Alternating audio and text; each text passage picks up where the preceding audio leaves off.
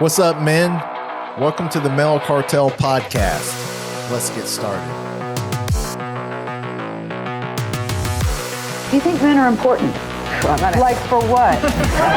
Men are not meant to be dominant. Men are meant to be submissive. Life's too short to exercise. I'm just gonna be honest. It's okay to be fat. Dispelling toxic masculinity and really redefining what it means to be a man. Men can cry. So it's okay to be weak. It's okay to be weak. I'm telling you right now, not everybody wants to see you win. You seem to be more woman than you are man. You don't have any manly qualities. You give them this message that it's okay to be a man. It's not okay, it's necessary. How are we going to do without men? You look around the city here, you see all these buildings go up, these men, they're doing impossible things. It ain't about how hard you hit. It's about how hard you can get hit and keep moving forward. How much you can take and keep moving forward. That's how winning is done. Be a dangerous man. Being dangerous is not being a threat. They're two different things. You can't be a good man if you're not a dangerous man. You say one disrespectful thing to my wife, I am not only willing, but I'm able to inflict great bodily damage. I'm going to do everything in my power to become a victor and not a victim. I can't explain it, but you better feel me. Winners win and losers lose. I can't explain it any better than that. I don't know how it happens, but winners win. And if you create a culture of losing, if you keep being a victim, if you keep letting losing happen to you, if you keep letting people do you and treat you any kind of way, it's going to become a culture. What's the matter with you? There is no tomorrow. There is no tomorrow. There is no tomorrow. Here's your host, Nick and Shane. Welcome back, guys, to the Male Cartel. If there is a time in our history, like our lives, that this podcast is of utmost importance, it is now. And I'm here with my co-host, Shane Padgett. Let's go. Yeah, man. Not only are we grateful that Shane is with us and able to communicate, but the podcast is back. We're back on schedule. Same time like we usually do. We're back. I'm so excited. I had sent a message to Nick and I was like, hey, bro, let's do this. And then he was obviously pumped. Had to get with the A1 producer, the Corel C Money, and he said thumbs up as well. And we back. We really like Freddie. And then I think you're right, Nick. I can't remember a point in time in history right now since I've been alive, 48 years now plus, that this podcast is a needed conversation. Yeah, absolutely. And I think it's even in this time, us discussing things for the next several weeks, perhaps, is very needed in point of time. I think the oven's been preheated. Yeah, and I think we need to probably address some things. And I think our listeners, from what I've gathered from my text messages and face-to-face conversations, people have been wanting our thoughts on stuff. And so I know my phone been blowing up. Social media for me has been blowing up. And so you're just like, both of ours. Okay, we got to have a conversation. And so here we are. Well, and for those that may be new joining us, you might find this through a search. You might not agree with anything we say, but I do want to let you know my name is Nick. This is Shane. And if you're not familiar with kind of why we've been on pause, what we're talking about, if you go back to our previous episode, Shane shared his journey with tongue cancer. And so he is working through that. Sounds great for what he has dealt with. We're not going to get into all of that. We're just grateful that he is here and able to give his voice. But my thought exactly the other day, as we're having some conversations on our respective Facebooks, but also kind of on each other's, was the fact that, you know what, we have a microphone. That's right. And so, and we've built a community of men and even ladies where we don't have to type everything out. We can come to the microphone and we can kind of express our thoughts, and even in more detail than what's done over a cell phone or over a computer, because sometimes it's hard to have that. And, you know, I would love to even have some of these conversations with guys who want to, and even ladies who want to debate or throw out accusations about things in the modern kind of culture, it would be awesome to be able to have a conversation face to face, with some of these type people. I think I can line up 2 people right now. I've got a FaceTime into this week, bro. Like, 2 I got a FaceTime. 1 is probably a phone call. I mean, I've got 4 on the docket that I need to make time. I mean, this is a busy week for me, so it's like I got to make time the next 7 or so days to where I can address, because we've been in dialogue, and whether they sent me a message and they were deeply hurt. I can show you text message, deeply hurt by it or confused by things that I've said, and I think you're 100% correct, Nick. Like, the whole time I'm thinking, I'm a terrible writer. You're an amazing writer. And it's like, if, we do have a voice. God's given us a platform. He's given us a responsibility. I do feel that we have stewarded it well as believers and as people of faith. If our worldview is a Christian worldview, the lens in which we see things is through our faith in Jesus Christ. And so, and our responsibility in that as a Christian. And so, and we have a platform. So, like, we really need to talk. And so, and personally, I was probably more convinced. I'm gonna say all this without getting emotional. That I feel like you can blame Satan for a lot of stuff. I do believe that my tongue and all that, cancer stage 3, all that was the Lord was really good to me. He loved me so much that He gave me cancer, and I do believe that. And I do believe that it has made me think about the possibility, early on, that I won't be able to speak or correctly, or like I will lose a lot of what I've had over the years. And it's made me more grateful, more, I guess, determined to open my mouth and speak the truth. Yeah. And it's the truth that will set you free, the gospel. And it's through that lens in which we must have conversations to really encourage and plead with men in our country, and be really open and honest and not ashamed of the gospel. Yeah. You see in Scripture in the New Testament, Paul going to Lystra, I think that's how you say it, Derby. Remember, and he's like, hey, he was sharing the gospel. They all like wanted to give him praise, and then he rebuked them because like, it ain't about me. And then they beat him almost to death. And when it says he goes back into the city. Right. Went right back in to encourage the believers. So I feel like that's what we're about to do. Yeah, this is one of my favorite passages, because the dude is stoned and left for dead. Gets up the next day, so he's laying there overnight. Gets up to go back into the city to encourage the believers. And so when we talk about our suffering and difficulties, like, he is using that to go back in and go, hey, I'm still in the fight, and still here, right? still here. But we are in a day where if guys are not disqualifying themselves from a pastor standpoint, ministry leader standpoint, whatever that might be, or just regular Christian, just out here acting the fool, we also see, and life and death, Lord holds that, but we are losing voices. Yeah. I mean, recently John MacArthur and James Dobson, and now, as we're going to talk significantly about, Charlie Kirk, which as a young 31-year-old probably had more influence than those 2 men when they were in their 30s.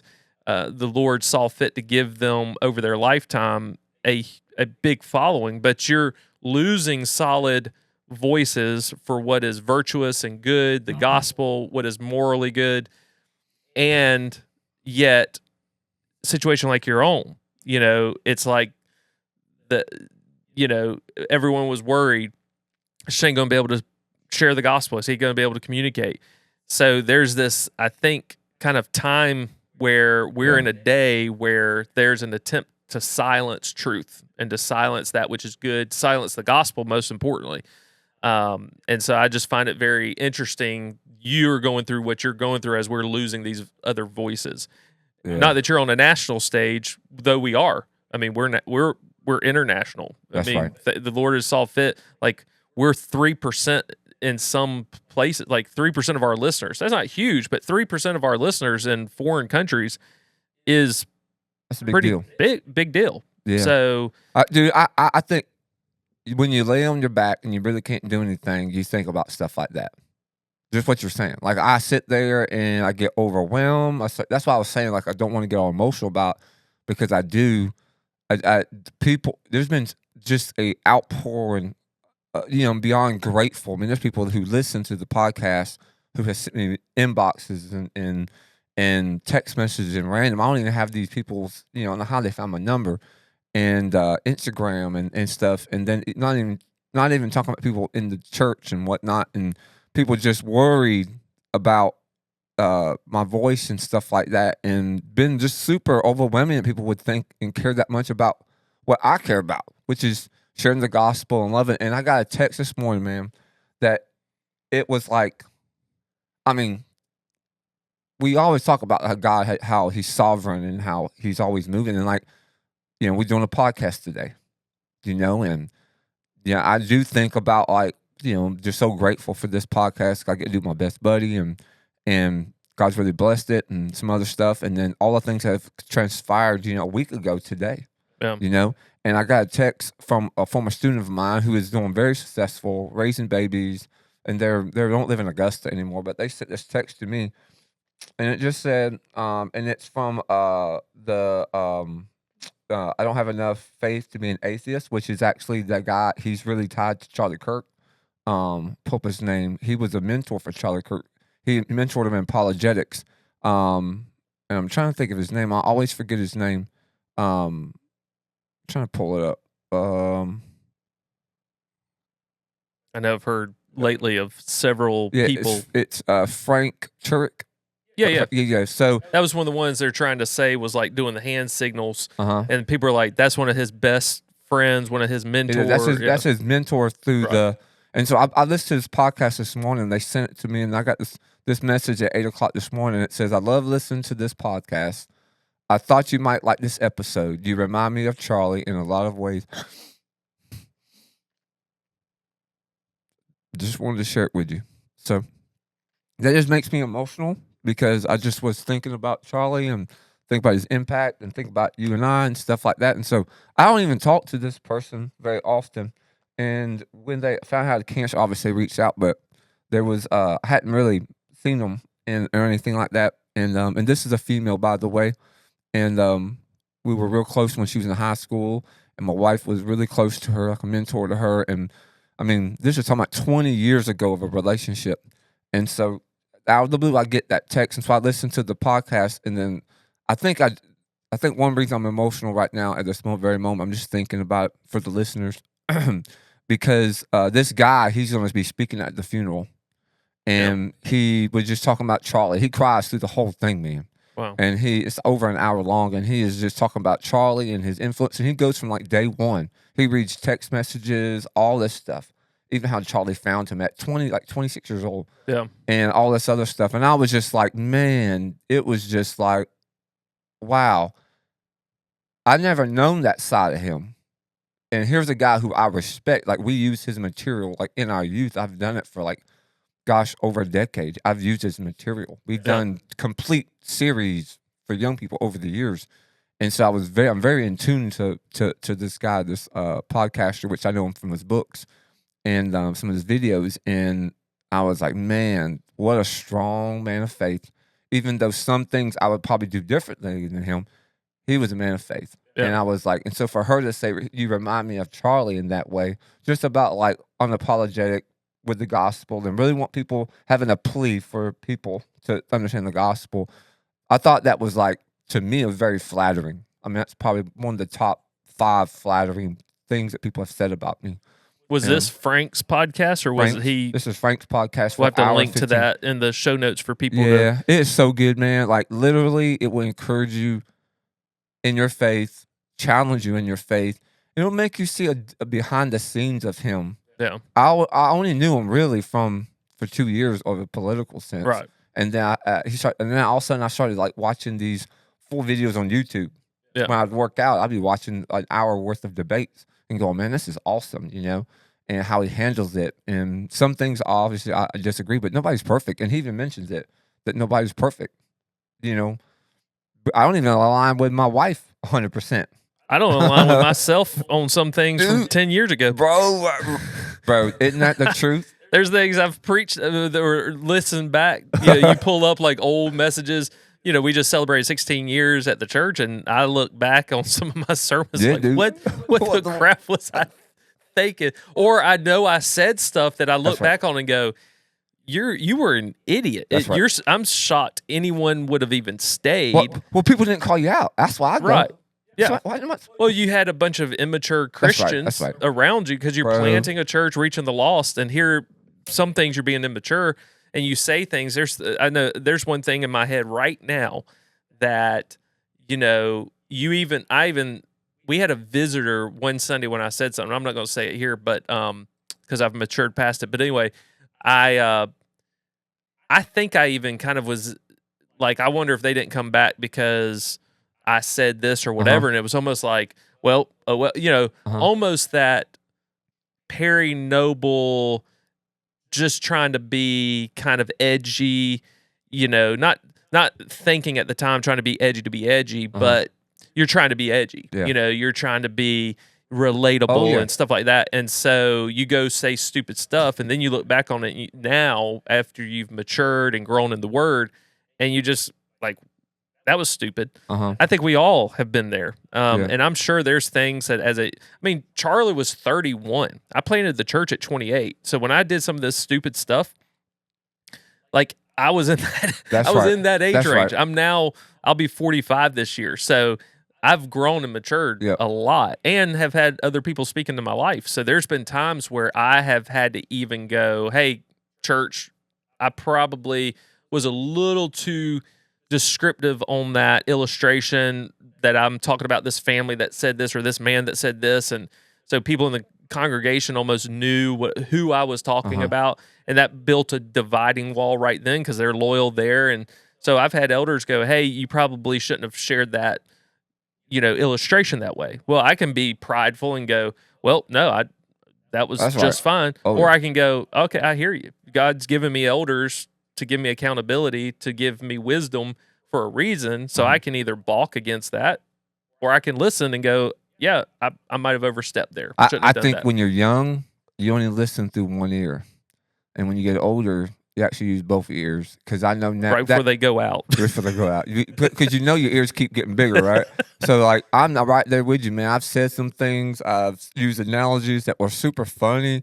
And then all of a sudden, it's like, I go, man, I look back on some things. I ran across stuff like you said, videos, and I go, man, I was a turd. And I went back on my notes recently. Just about 4 years ago, and I go, ooh, that probably wasn't really good. Why did I say that? I really wasn't thinking deeply. Yeah. I was being very shallow when I said that. And so people can actually, they can climb through the window, they can open the door, and nothing's shut. And like I didn't really shut that context. I really left it too much open. So I've got to do a better job at when I study the scriptures to make sure I close doors and jokes and stuff like that. It's a little bit better. I think better. I got an illustration from Sunday. Like I preached at Hope Church in Danville, and they do 2 services.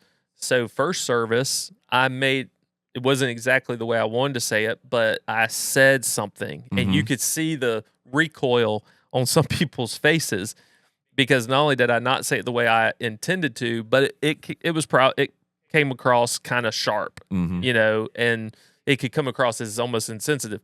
So second service, I was more mindful, and I said it exactly the way that I wanted, got the point across, but there wasn't that recoil. So immediately you see people's body language and you realize, oh, missed the mark there.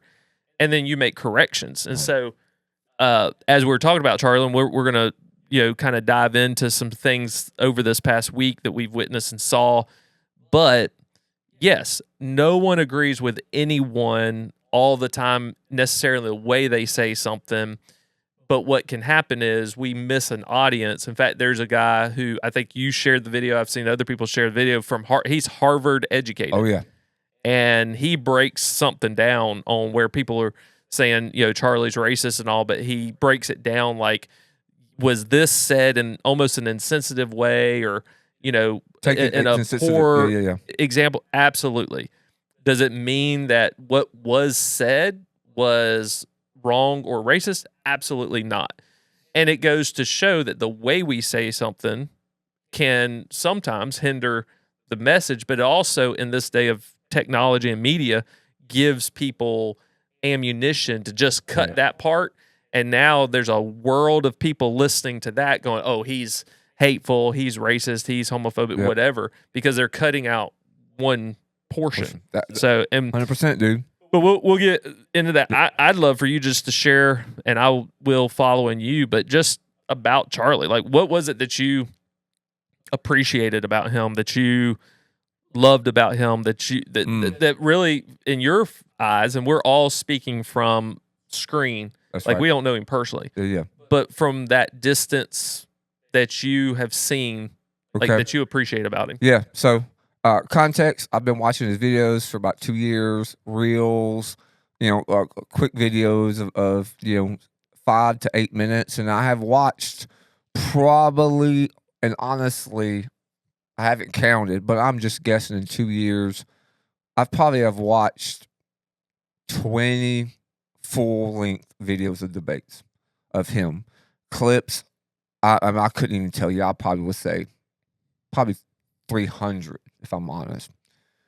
So a lot. I feel like I know his posture really well for the last just 2 years, really 2 years. I love that he loves the traditional family, which is biblically based, and so I'm big on that family. So I love that 100%. 2, I love how he's always outspoken about his faith. He doesn't pull any punches. He's straight up. I always admired that about him, and I wish I was like that. Those are like 2 really big things. And I would say 3rd is I respected him so much for him to do something that I'm actually not. I'm not willing to do this unless you're with me. So by myself, I'm unwilling to do this. I would decline. Matter of fact, I've had a couple times in over the years, people want me to come to our local college and set up a table and just have conversations that I'm even unwilling to do that. But for him, I respect him a lot for him to go to all these crazy colleges. Yeah. And when I say crazy, I'm saying the amount. I'm not saying the college is actually crazy, lunatic. I'm saying that a lot of colleges and set up a shop and then have dialogue with people who are nice, people who are very combative. Yeah. And what I saw of him is that if you come at him aggressive, he will be aggressive right back at you. But if you come in asking a question because you really don't know and not sarcastic, he is so gentle. I've watched him just smile a lot and his eye contact, very, very gentle and want the best. But if you come at him arrogantly, he's in a arena of literally verbal combat. And it's not combat like you think, it's a verbal sparring. Yeah. And so I think that gives you the license to be able to be aggressive. You and me, we're very sarcastic people anyway. Some of that can be viewed as being sinful. But I'm very sarcastic. Even my children, they picked up on all that. And now I can't stand my children when they're sarcastic back at me because they bust my chops way too much. And I'm like, oh, no. That's, it's created a little I know knees. you crazy. I know yours, bro. You ain't got to say nothing. Listen, Nick's kids are the template. Literally, they will come back. They're sharp, man. Tristan, especially his Nick's middle child. He don't look like Nick very much, but he is a carbon copy of Nick Carnes. Period. If you want to know what his son's like, just look at Nick. That's what his son's going to be. That's what he does. So, and his daughter ain't that far off either. So, but what about you? What do you think? Well, speaking about Tristan, we have a situation going on, a legal situation that has somewhat become public with a child care center that abandoned their lease and left $30,000 worth of damage, stole playground equipment. I saw pull through. I was like, oh, snap. Yeah. So there was a story online, there was a post online where people were asking about the situation. And so I commented, and then this lady kept coming at me and with stuff that wasn't true or her perspective and just out of her opinion. So the next thing I know, Tristan jumps on there and starts engaging her. And I told Nikki, I said, the greatest gift that I am leaving the earth is Tristan, because he is so much, and she agreed he's so much like me. And I said, when I'm dead and gone, and everyone is so relieved and happy that I'm gone, I have left. They have to contend with my son for many more years. So it's the greatest gift that I have left the earth. But when it comes to Charlie, yeah, same thing. I because I do engage and I love politics. I love discussing them. I love learning about them. I love learning other perspectives and seeing where people are coming from. And I'm one that, I have said for many years, people for many years now have become headline generations or people. And that's probably our age range with the dawn of the internet, where people read headlines, but they don't read, the content of the article. You'll see all the time online, people say, you must not have read the article, because they'll make a comment or they'll ask a question. It's like, it's in the article. So people will watch short clips, but they won't watch the full interview, because that's 15 minutes. There's some of those conversations that Charlie had was 15 minutes. So I love the fact that what he wanted to be known for was his courage for his faith. And I believe that is what marks him. And that is one of the things I appreciated about him. Someone said of him that he was really viewed himself as a missionary, and I appreciate the fact that his faith led his politics. So he saw but his method was the opposite. Because we are a political people and we're a nation of politics and of law and things like that, he engaged on the political, knowing that through that engagement, that people would learn to appreciate the source of their freedom and the source of those rights and the source of those things, which would be Christ. So he used politics as a bridge to the gospel, although he never hid the gospel. He would, just on the weekend, I came to learn that he would take Friday and take a traditional Jewish Sabbath from social media and things like that. And so it wasn't because he felt bound by the law. He did it because he felt like there was a benefit in it. If God gave it, even in the law, that there was some benefit to it. So he started doing that. But he would sign off on the weekend, telling people to tell someone about Jesus this weekend, invite someone to church this weekend. That was who he was. He never hid that. And I do love the boldness of going into the lion's den, where people, it's very interesting, where the very thing that has caused people to be silent about their faith is the very thing now that they're emboldened in. I was sharing this with producer Carell. It's very interesting how people have been silent, and that's what he would call out of pastors and of Christians, is like, you need to speak out on your faith. You need to speak out on these issues. You need to be bold in these things. And oftentimes people are silent because they don't want to be canceled. They don't want to be criticized. They don't want to get into this debate or whatever. And yet now, through death, the very thing that you would think people would be fearful of, it's emboldened them now to be more vocal. And while it emboldens me even more, I don't think it's something I've been really absent in or lacking in. Same with you, but it almost emboldens you even more to go, there's even more that I can be vocal on, or I'm not going to be worried about what if I get a laugh emoji on something that I say on, and all that. And so I love his courage and his boldness, and the fact that he did, like you said, go into those college campuses and he would engage. And when you say he would be aggressive, I want people to understand it wasn't like aggressive as in angry. It was more that sometimes there was absurdity, and sometimes absurdity deserves absurdity. Yeah. And so like that's a fool is a fool. Like what they say is like a very much of an idiot statement. And there's a video out there where an old man is literally, he's like 70-year-old man, like calling him over to fight him. And the way Charlie handled that was very calm. Even though this man's being absurd, he's being very calm. You can see him thinking before he speaks, because he is trying to give a seasoned answer to this man.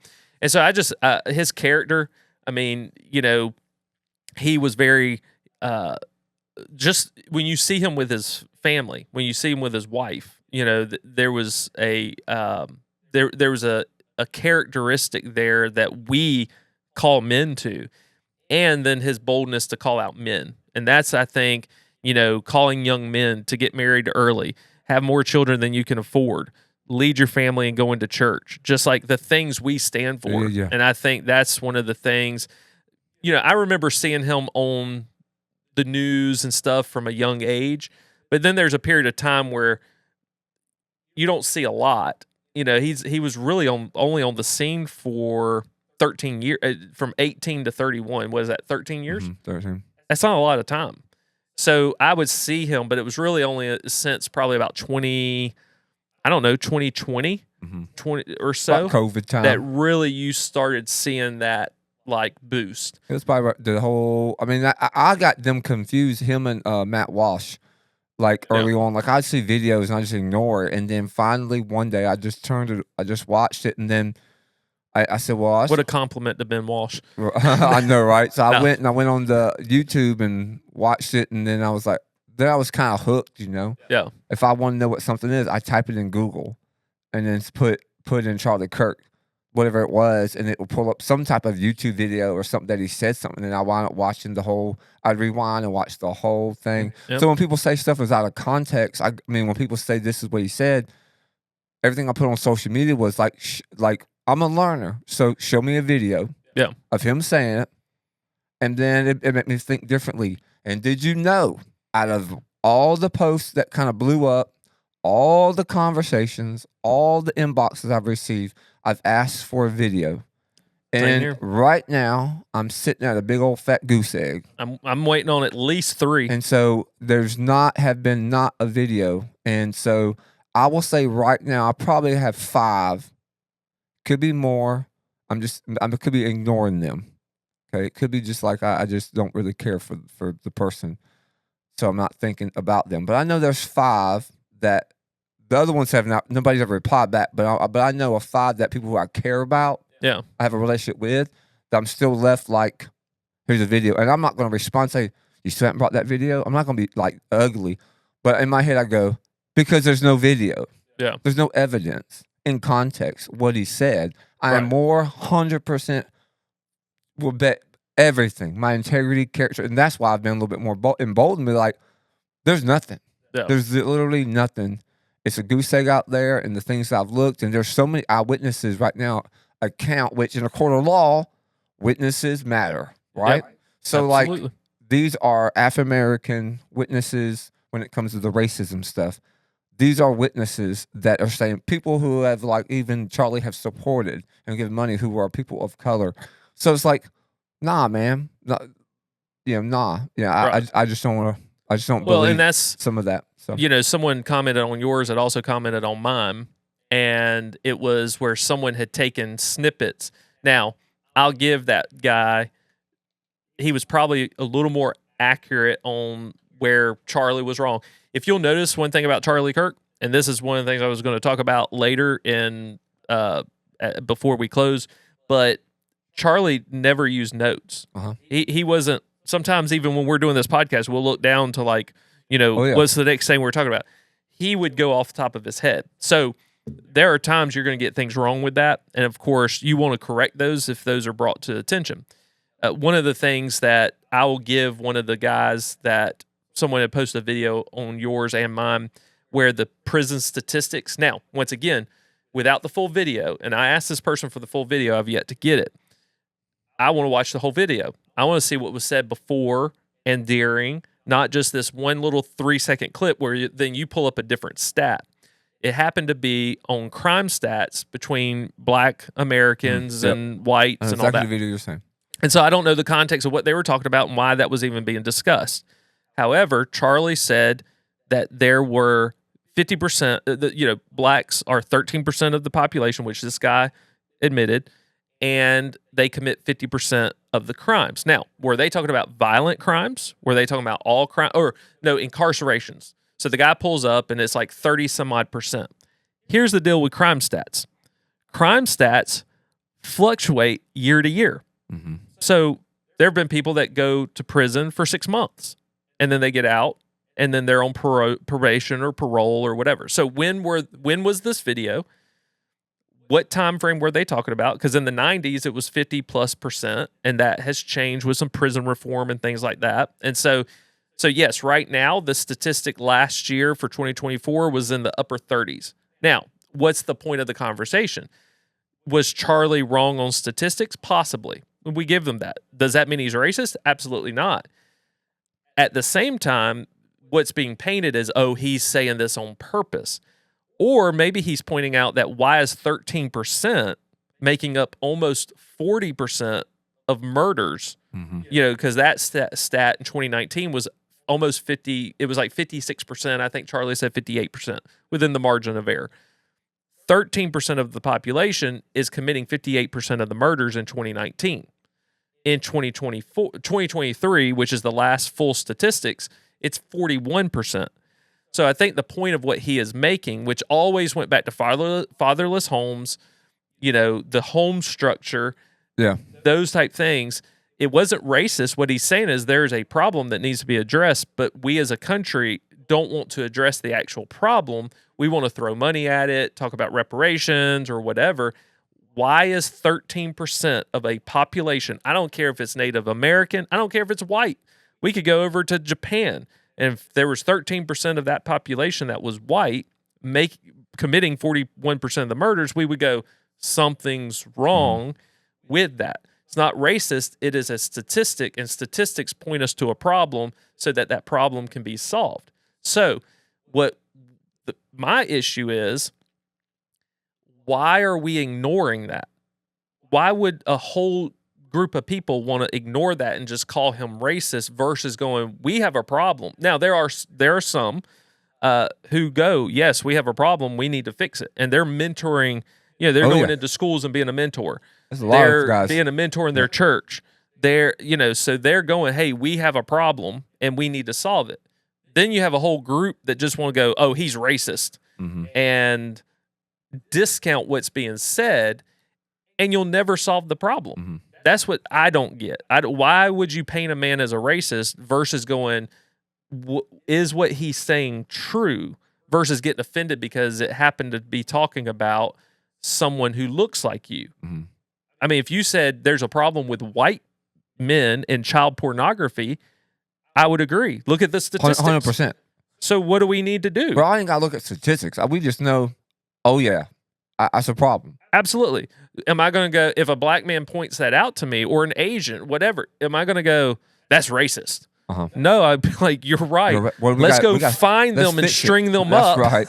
So castrate help them. Me fix it. Like, absolutely. Yeah, that goes back to when I was at a mentor group, All In. One time I had that young man who said that he believed that, he said that black people, and this kid's African-American, white mama, African-American daddy, and said he believes that black people should be able to speak out, should be the ones who would speak out when it comes to the broken and I'm trying to think of the word that he used.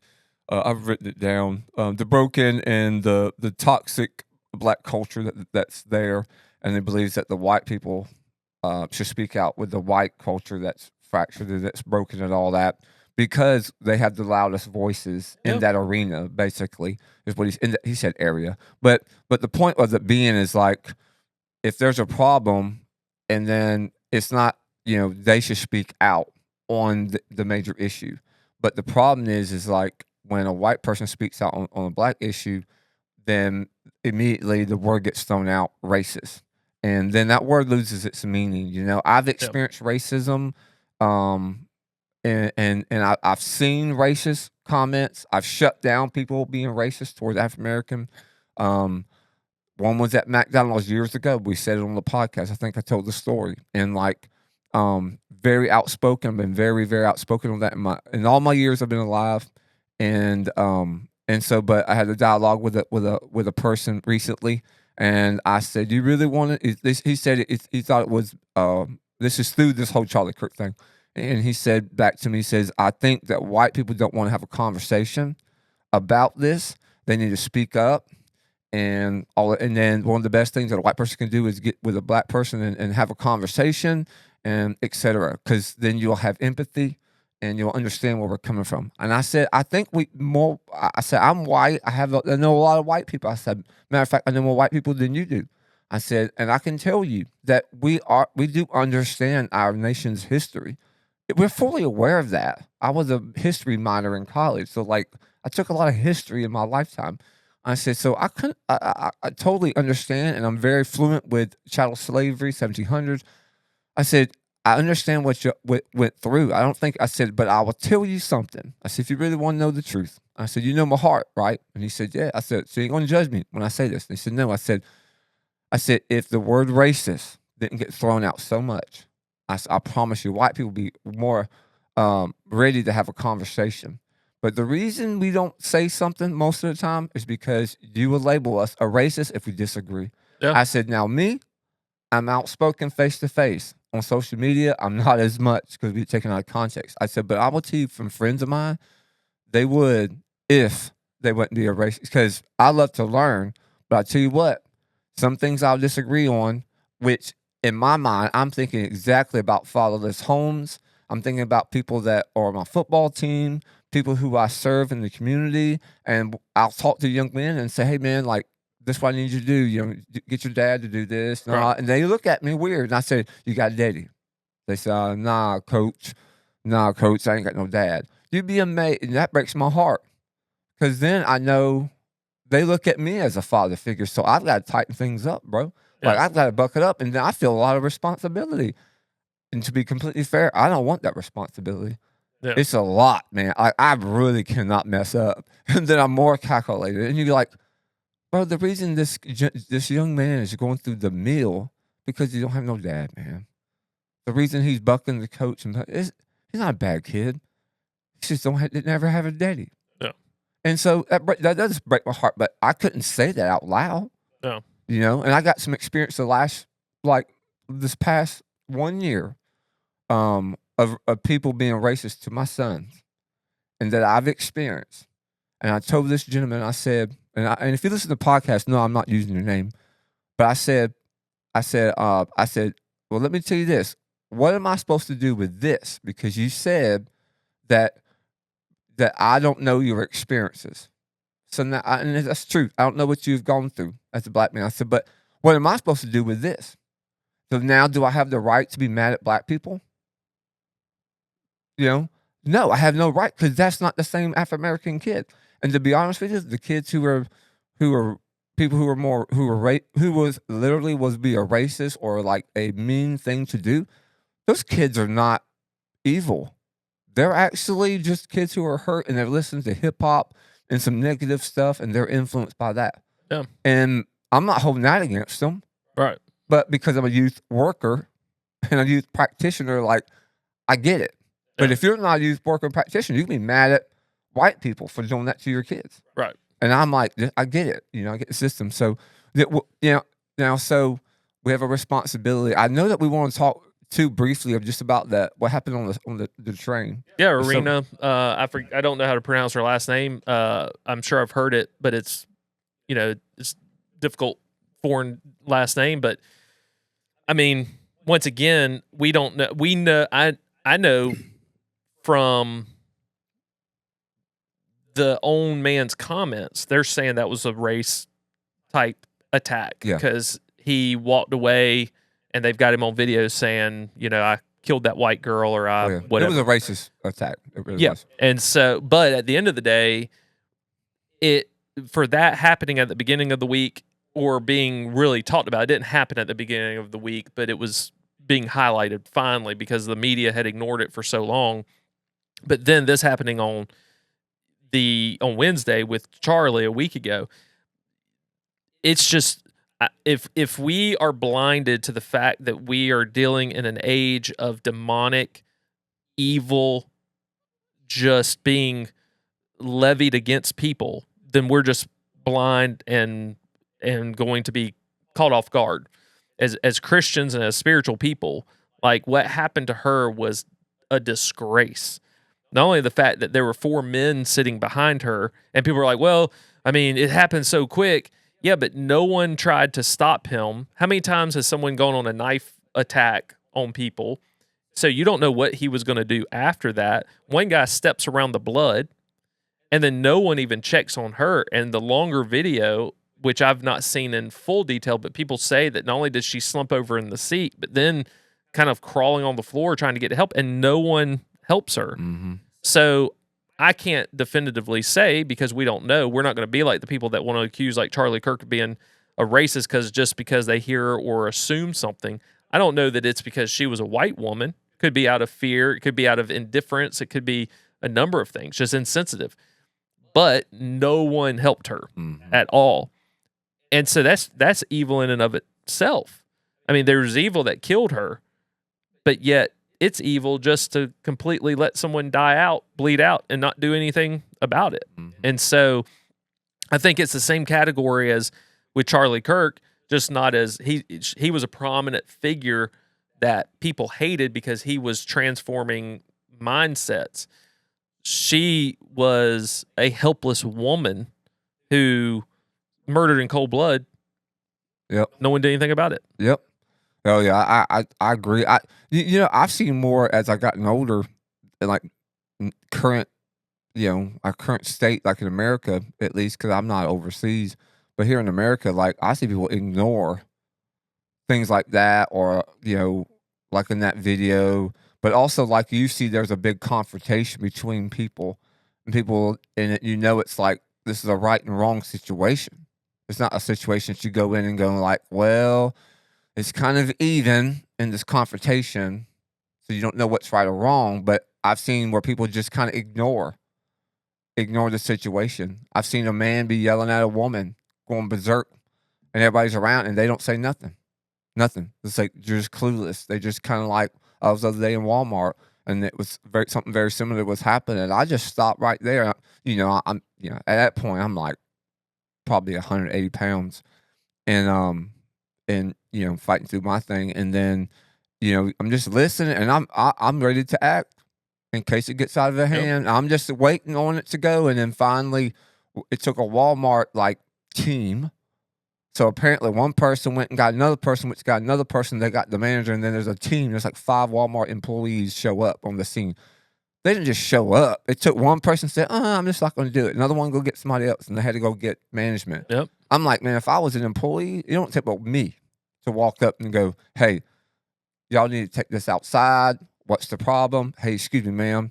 Do you feel threatened by this gentleman right here? Do we need to call the police? Hey, sir, you need to leave the premises.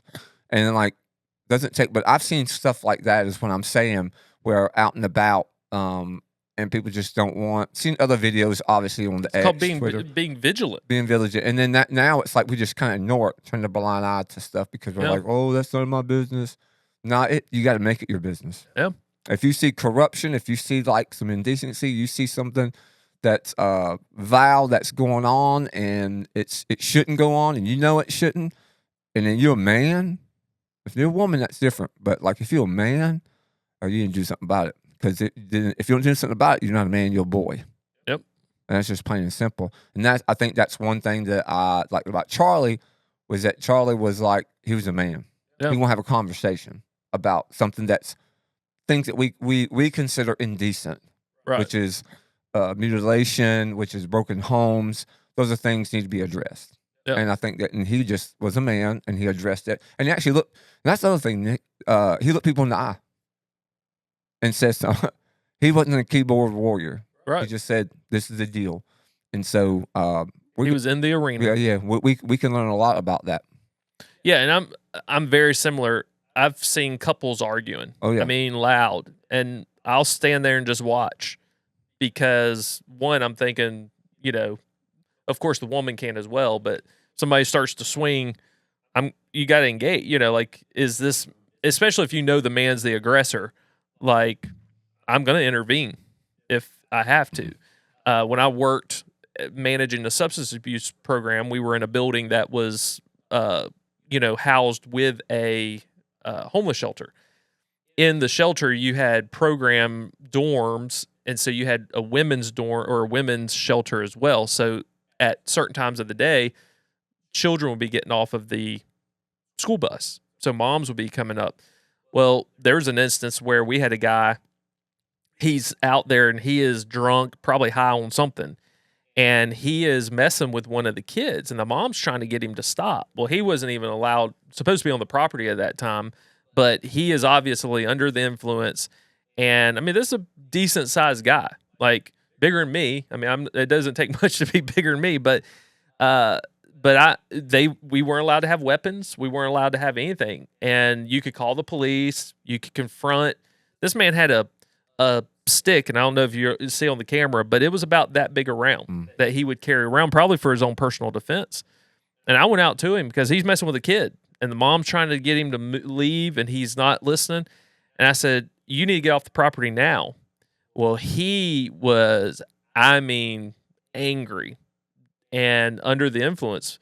And he's yelling at me all sorts of, curse words and all sorts of manner of evil. And you could see in his eye, it wasn't like red eye. I mean, it was like he's under the influence. And I just had to say, I'm not going to tell you again, get off the property or I'm going to call the police. Well, he starts putting that stick in my face. I mean, I'm talking about like within inches of my face, like he's going to hit me with it. And I remember just going, that's all well and good, but if you don't get off the property, I'm calling the police right now. I mean, you just had to stand there with no fear. Yeah. You just had to go, I'm not afraid of you. I don't care if you got a stick or not. And eventually 2 other men came along that knew him and escorted him off.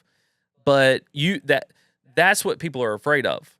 Well, I mean, the dude could have hit me upside the head with the stick. No telling what could have happened. But I had to put myself between that child and that woman and that man, come what may. It doesn't matter. And I think that's what we've lost in our society. And I think that's why no one engaged with that guy. Thankfully, he didn't stab anybody else, but he could have. Yeah. And so, people were unwilling to put a stop to something that could have been made far worse. And I think that's what we got to get back to, whether it be in dialogue and communication about things that, cultural things, or whether it be intervening in a situation where someone's got physical harm, potential physical harm, or there's been physical harm, brought upon someone. Yeah, I agree, man. I think that, you hear that and you're probably wondering like, well, so like I'm just not in a place in life to like really do that. Maybe you feel like that you're not smart enough to engage a conversation. I know that I've had a lot of people who don't want to share the gospel because they're just afraid, that they don't have the right answers. And so as long as you have the answer, which is Jesus, you're good to go. However, I like to make a point real quick of reference to say, okay, what we want to always do as men, or should do as men, is that we want to eliminate excuses. Okay. And so one way to eliminate excuses when it talks about like, I don't know what to say, I will say this. I encourage you, get educated. Get some education. Yep. You've got to have some free time available. So instead of like doing a crazy scrolling on your social media or whatever you do, I mean, you got 15 minutes a day to spare, promise you, go get educated. Watch some videos, listen to Audible books. There are going to be different things. I know for me, I've started back. I mean, I've read so many books over the summer because of my situation, but on leadership, I know I wanted to shore some things up and be a better leader. And so I was like, all right, well, I really need to dive into to be a little more educated. It's kind of like taking myself to training camp, Yeah. And so be educated. That'll help you out. And 2, if it's a physical thing with someone, you need to get in shape. You need to start like getting in shape. I'm not saying like do MMA or training or take Taekwondo, but what I'm saying is like, hey, although that's not a bad thing. That's not a bad thing at all. Like self-defense and learn how to fight, but like you will not be successful in a fight if you are not successful walking up steps. And if you can't walk up steps, if you can't even run a mile in I would say less than 12 minutes. I mean, if you can't make it under 12 minutes, then you're pretty, because the way that it works in a fight, I just had this conversation just like 2 days ago with someone. I was like, hey, when you're wrestling with somebody it wears you out. Now Absolutely. you can run a mile quick, but wrestling is a completely different animal. You'll be gassed in 30 seconds tussling with someone, and so you really need to open up your lungs and work out, get fit, because that's going to boost your self-esteem and it's going to make you a little bit more capable. Because if you're stronger mentally and you're stronger physically than you were before, you actually will be better off in a fight. Yeah. Mentally and physically. And so and then also with education, you can actually watch some videos of learning a couple different techniques, and so but be an active learner is what I would say, and that will help you out as a man. If you do feel like, well, Shane, Nick, you don't know me, I'm not good at the words, well, you can fix that. Hey, I don't feel comfortable with the combat situation. Well, hey, listen, get in shape. And I think that you do those two things, which that is your responsibility. It's not Nick's, it's not mine, it's not somebody else's. It is your responsibility. But that would be my encouragement to people to be educated and to actually get in shape. Yeah, well, and that's a great segue because I was going to talk about what is the way forward, kind of as we were closing up this episode. What is our response to a situation like Charlie Kirk's, assassination, and what is a way forward? And I love that. Those are two very important steps, not just being someone physically who can protect your family, protect yourself. And we've talked about that. Go back to our first official episode, not the trailer, but being dangerous men. And we've talked about this throughout, being capable, being a threat, but then also being a threat under control. All of that's important. And let me just say, one of the things from what I admired also about Charlie, he did not go to college. And I appreciate that because neither did I. And that doesn't have to be a limitation for you. But I'll just say, some of you listening, some of you watching, if you went to government school, there are things you probably have not learned. Yeah. And that skills that you've not been taught because our government schools have a bend in some ways. Now, we live in an area where there are some really good schools. And I'm grateful my kids went there. However, there are also things they've learned on their own. And I'll say this as well, not just that, because a lot of people rave about homeschool. I know your kids homeschool, but your wife is a trained educator. That's right. And not to say that you have to be a trained educator, but some people have used homeschool because they're lazy. Yep. And so what they're doing in homeschool isn't educating their children. And so I know people who have been homeschooled that are no more smarter than anyone that came out of a government school or a Christian school. Christian school is almost a good mixture if you can afford it. It's very expensive. But my point is, as you're saying, to educate yourself, you need the whole social media thing is a distraction. It's a distraction for everybody, adults as well, young people. But you cannot say you do not have time to learn history, to learn scripture, to learn economics, all these things that are up for debate, sexuality, gender. Like, you have time to learn the various different aspects of those things to defend your view on them. But so many people waste their time scrolling through social media and watching even reels of Charlie Kirk. That's good, but shouldn't be the culmination of your education. How did he get that information? He studied it, he learned it. And the other is memorizing it. He could quote scripture and tell you historical things from a biblical standpoint. He could tell you history. He could tell you different policies. He could tell you off his head. Now, are you going to get some things wrong sometimes, like specific details? Absolutely. And you correct those things as those things are brought to your mind. But I think that if you're out there going like, I want to be like Charlie Kirk on my campus, then it's going to take some work. And it's going to take some commitment and getting and making that a priority to do that. The other thing you mentioned about even learning some techniques, you can learn a lot through YouTube. You were talking about your speech therapy. Oh, yeah. You were pulling videos up. Oh, yeah, 100%. Now, it's good, I think, to take some lessons where people can correct form and they can see things that you can't see. But you can learn anything. You can learn how to box. You can learn how to do some basic karate. You could learn some of those things, how to be a better runner through YouTube. The world of wisdom and knowledge at the fingertips of people is there, but we'd rather watch goofy videos and things like that don't matter. Entertainment. And so I would say that's a way for it. I'd say don't give in to the outrage. You want to be motivated. You want to be, inspired, but don't get into the outrage. Because I'll tell you another response I disagree with is people like Mark Driscoll.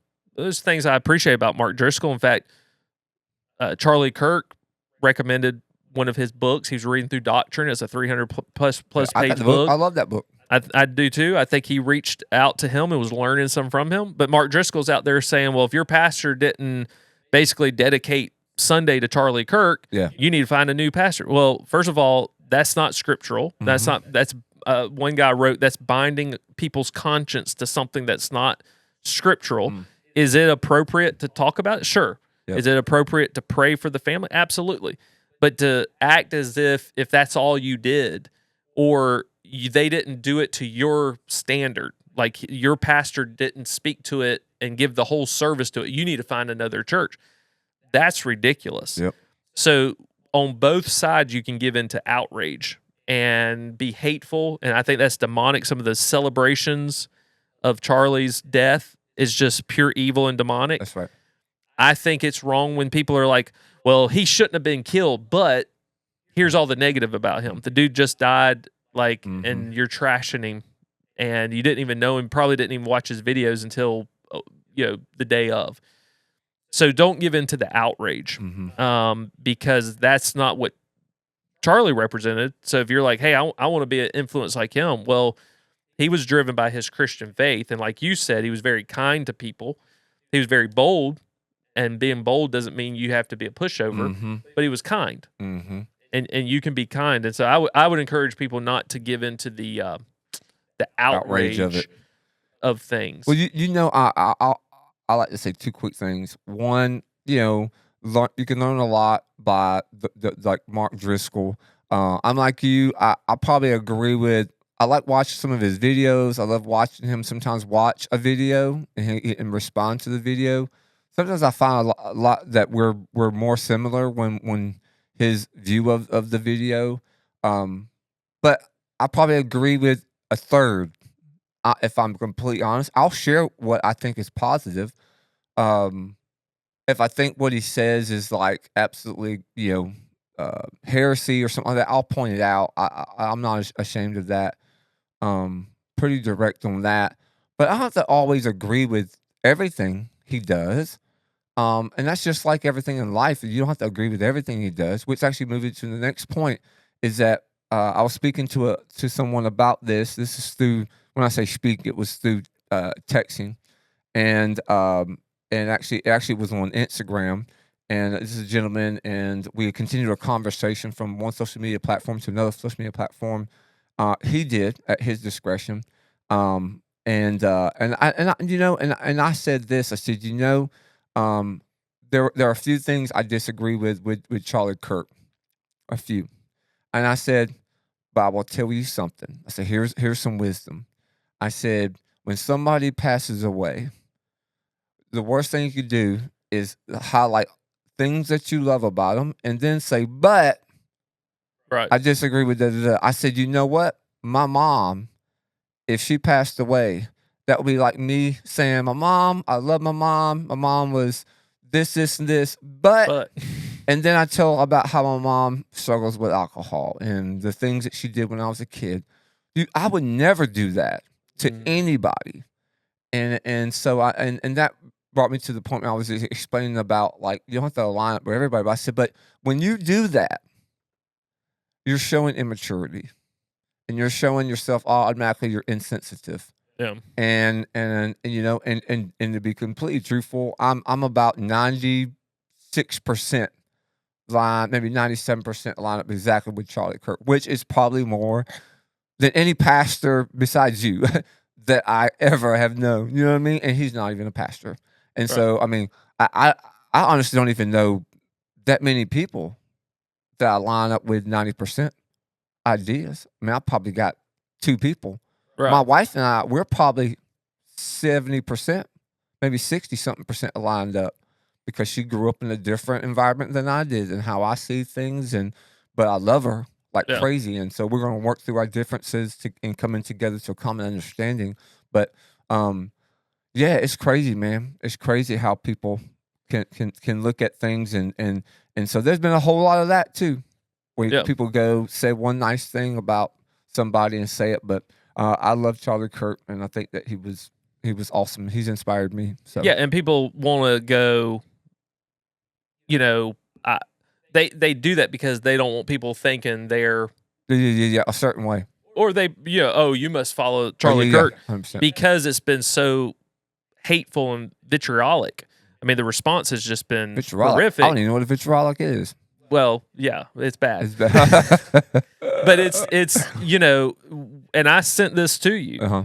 There's a huge group of people, and there was one, she kept looking off screen. It was this purple hair, you know, extreme woke liberal, and if you're a woke liberal, I love you, but we disagree, and when you're hateful, then that's a problem. She's looking off screen almost as if she has a script, and she's stumbling on her words because she knows, you can tell like she knows nothing about this guy. But on TikTok, that's what was trending. And so you're watching these videos of people who look just like you and dress just like you and believe just like you.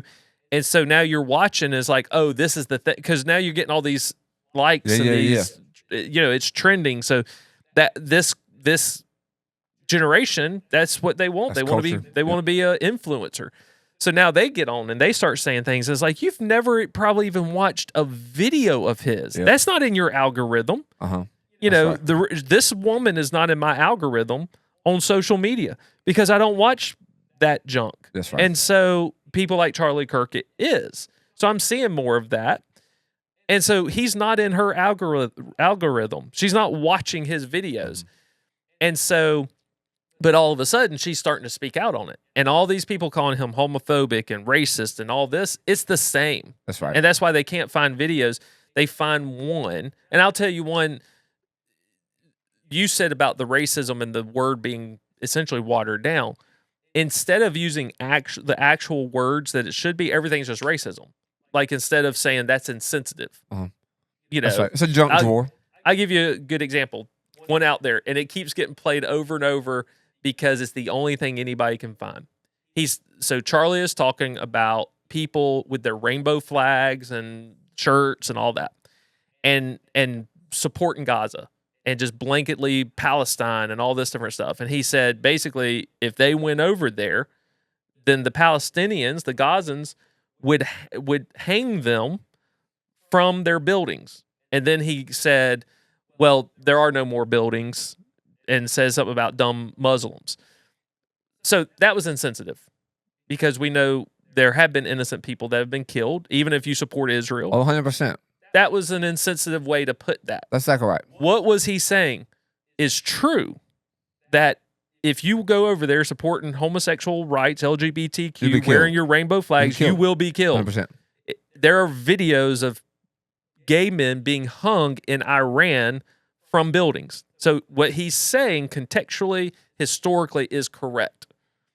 The last part of the comment, which once again, as we've talked about, we can say things, was insensitive. Doesn't mean he's homophobic or racist.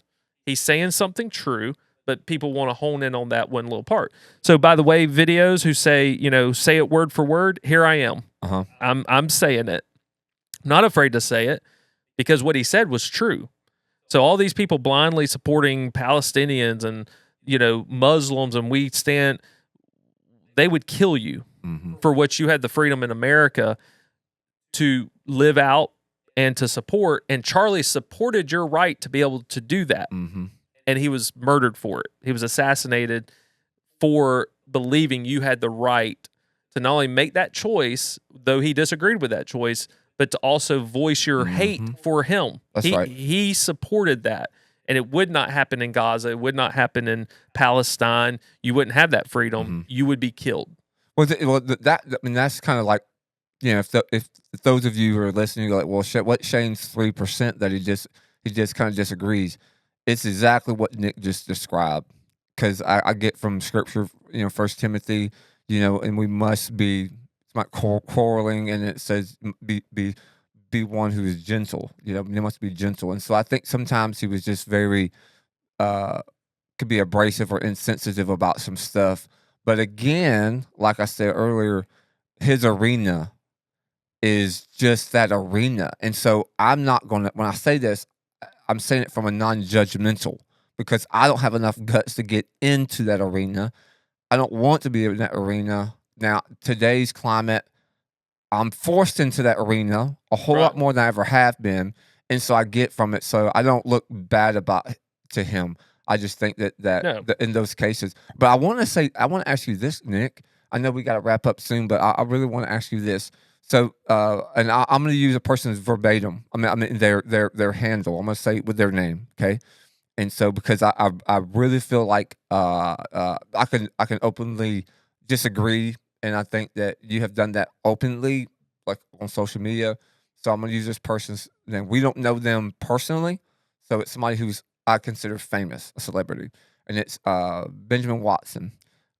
Is it Benjamin Watson? Yeah, Ben Watson. Ben Watson, tight end from Georgia. And he's been real open about abortion, adoption, and all this other stuff. Well, I've lined up a lot with him over the years, but lately there's been some things that he says that I really disagree. But there was a post that he posted that a friend of mine in the church brought it up, and it made him think differently of the situation. So he sent it to me, and I was reading it on social media.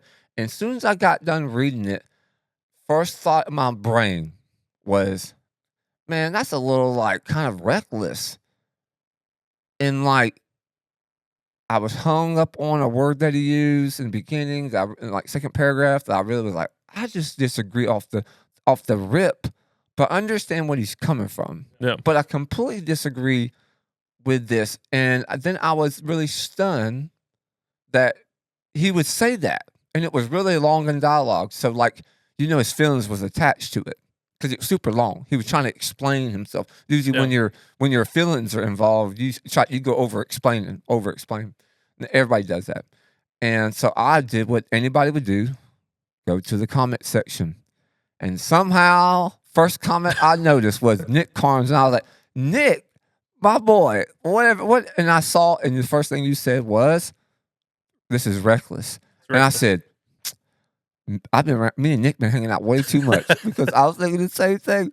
And I just started looking at your dialogue with the young man, and then I agreed, obviously, 100% what you were saying. And I started reading everybody else's comments. So I like for you to talk about that because you can explain it. I thought it was really awesome what you said. I thought it was counter argument, perfect statement. I 100% agreed. It was very logical. So I was like, I just want you to explain it, what happened in short, because we don't have a long time, but explain it and your reasoning and your thoughts, because I thought it was spot on and really summed up, honestly. I think it summed up everything in a nutshell of people in general. Yeah. Well, the reason I said it was reckless, one, I don't think everything needs a long explanation and why you dislike this, that, or the other. There was something that I read even on Twitter the other day from C.S. Lewis quotes, and they quoted they shared an article, and I just said, this is garbage because it was wrong. And surprising coming from C.S. Lewis's, or it's just C.S. Lewis quotes, had nothing to do with C.S. Lewis. But I said it was reckless because I really don't care. It was long. I don't remember everything he said. Of course, it was about cultural stuff and political violence, blah, blah, blah. But then he basically was almost blaming the victim, because he then said, and it was very disappointing. And that's what I could have said all that, but I didn't. I'm very disappointed in you. I saw people say I miss the old Ben Watson because there has been a shift. But what he was saying was that some of Charlie's language was violence in them. It was dehumanizing, and it was a form of violence. Mm-hmm. Words are not a form of violence. Now, are there words that should have some limitation, like yelling fire in a crowded theater? Whether or not the words are not violence, the act and the motivation behind it was violence. There was nothing and no evidence and no proof, once again. And Ben comes across as a very educated man. I agree with him on stances of pro-life. I have been at events. Why I was invited there, I do not know. I'm not saying I know him personally. He said his derogatory words were form of violence and dehumanization. Right. And he says, then the next sentence was, he routinely amplified stereotypes and platform prejudice, giving license to masses with similar sentiments. He did this while routinely proclaiming the name of Jesus. That's a whole lot of nothing. Right. And so it is reckless, and the reason it is reckless, because someone was like, why is it reckless? It's reckless because at the end of the day, who gets to decide what is violent rhetoric or violent words? Does Ben get to decide that? Because obviously he's not watched in full, as we've talked about, that he cannot provide one full evidence of where Charlie had said anything like that on a regular basis while proclaiming Jesus. So does Ben get to decide that? Does the guy that was asking me the question, Danny, does he get to decide that? Do I get to decide what's violence? Because then that's subjective. So now what you think is violent words and what I think is violent words are going to differ. So you might think that I'm saying something violence. Well, if that's violence, then what is the proper response to violence in some people's minds, especially the deranged lunatics, is violence. That's what we saw from the shooter. So does the shooter, the next assassin, get to decide what is violence? Because that's what he did. His own statement was to his dad or his boyfriend or whatever, when he was asked why he did it, was because Charlie Kirk was out spreading hate and he had to stop him. So he thought something Charlie was saying was hateful, so he thought the proper response was violence. In a nation of over 300 million people, if you start preaching that words are violence, then you are going to have a segment of people who go, oh, well, the way to stop violence, the way to stop a fascist or a Nazi is through violence. And it only perpetuates more actual violence. It is reckless, and it is foolishness. And for him to even still have that post up shows he himself is not teachable and has a sense of pride in some ways to go, I'm not willing to listen to people. And there are other people who are trying to take Christianity and saying because he said certain things like DEI was wrong, and because they misunderstand his perspective on that, thinking he's trying to dehumanize black people, what they're trying to do is paint him as someone who was not even Christian, or at least living out Christian values. And so they're quoting all these verses, but I know for a fact they supported a party who doesn't protect children in the womb.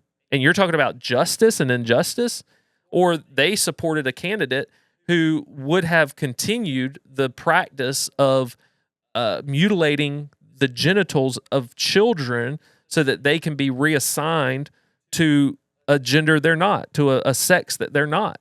And so you supported candidates like that talking about injustice. It's ridiculous. Well, dude, I had a conversation just probably 2 weeks ago, and somebody was saying something and asked me the question about like who I vote for or whatever in the Republican Party, et cetera, and why, and I said, well, my question to you back is, how do you think it's super okay for your party to hide a guy who was voted in, who taxpayer dollars pay, in a president who something was physically wrong with him, as everyone on the entire national stage could see? Absolutely. We all see it. It was hidden. I said, not only that, but all the vaccine things and things that have happened that was like so bad, there was never an apology, nothing. So you mean to tell me like everything got hid? Right. The one thing one thing I appreciate about Trump, because they said, Damien, one thing you appreciate about Trump. I said, the one thing I appreciate about Trump is that he's pretty a straight shooter with you. He don't hide anything. Whether you like how he does it or not, he's a straight shooter. So I can at least respect that, even if I don't like his tone. Yeah. I said, but you're hiding stuff. What makes you have faith in something that hides? You wouldn't have faith. Even if your spouse hiding things from you, you wouldn't have faith in your spouse. Right. You have faith in your employer if it was doing Yeah. it. That's just, that is like basic logical sense that they go, well, I don't really care. And you're like, that makes, I don't compute. Well, I think that's the frustration. I know we got to go, but the frustration with a lot of people is the hypocrisy, because you had the rhetoric from the Democrats and the extreme liberals talking about, if you don't get the vaccine, you're going to kill these people and you deserve to be quarantined, and just all this harsh rhetoric of trying to make people out to be, murderers and not caring and all this different stuff.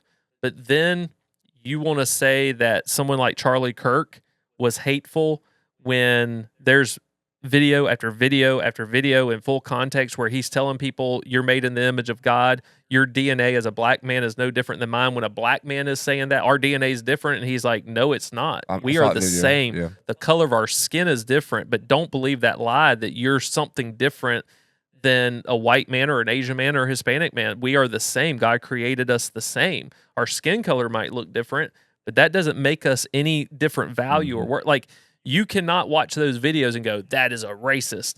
But it's okay for them to do that. But when you start saying that it is reckless and dangerous to call conservatives or anybody else, not just conservatives, there were people that weren't conservative that would not get the vaccine because they didn't know what it would be. To call them murderers and to make them into a different class of people, but we ignore that over here. And that's where people are get frustrated. And that's why I say don't give in to the outrage, because they would want nothing more in this country than a civil war. And we cannot be violent. That's right. 100%. Jesus doesn't support it, first and foremost, nor would Charlie Kirk if you're trying to do something in his honor, nor would our founding fathers. We had to have a civil war, but they also gave us a system to where we no longer had to have violence to bring about, the Civil War was a nasty thing, but that should have been so that we can all be free and equal and not have to resort to violence for, things. So we cannot give in to violence. Yeah, bless all the peacemakers, man. Well, I know we got to go. Stay tuned. We'll be back up. Be on the lookout. I'm sure some of this podcast will be made into some reels, and in the coming days, look for different posts and things that we'll post or things that Nick has written, because he's a great writer. And then we'll look forward to the next time we go. So real quick, we are wearing our new merch. Yep. We've got hoodies. We got some bands, we got journal, we got hats, t-shirts. That will be linked to our website at malecartel.com. As well, if you want to go directly to the store, you can go to Male Cartel, one word, .square .store. That's where it's hosted at. And everything's like a flat shipping fee. So it's inexpensive. And then we have all of our merch available there, and so we would love for you to, if you want to rep the show, if you want to get you a nice hat, these leather burned in hats with they're sewn in, so these are not glued, they will come off, so they're high quality. We'd love for you to pick some merch up. Yep. And represent us. Love it, man. So thanks for tuning in. We look forward to seeing you on the next episode, which is going to be right back to our regular schedule. If you enjoyed today, please like, share, and get the word out. And as we always say, 1% better. Get 1% better every day. We'll see you. Thank you for joining the Male Cartel podcast. Be sure to subscribe and share to help other men join the cartel. You can also keep up with us on social media and at malecartel.com.